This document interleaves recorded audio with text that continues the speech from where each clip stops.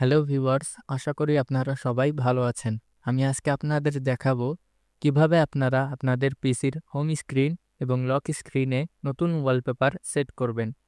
প্রথমে আমাদেরকে চলে যেতে হবে মাউসের রাইট বাটন ক্লিক করে পার্সোনালাইজেশন অপশনে। তারপর এখান থেকে দেখতে পারবেন ব্যাকগ্রাউন্ড নামের একটি অপশন। এখান থেকে আমাদের ব্রাউজ অপশনে ক্লিক করে আমাদের ইচ্ছামতো ওয়ালপেপারটিকে চুজ করতে হবে।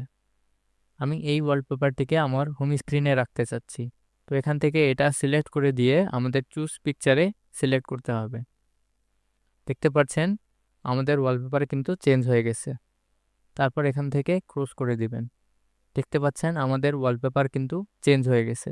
সেম প্রসেসে আমাদেরকে পার্সোনালাইজেশন অপশনে যেতে হবে এবং লক স্ক্রিনে নতুন ওয়ালপেপার সেট করার জন্য এখান থেকে দেখতে পারবেন লক স্ক্রিন নামের একটি অপশন, এখানে সিলেক্ট করে দিতে হবে।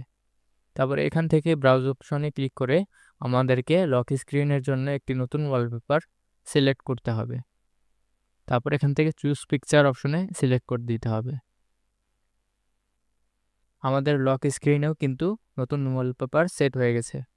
তো এভাবেই মূলত আমাদের পিসিতে নতুন ওয়ালপেপার বা পিকচার সেট করা হয়ে থাকে।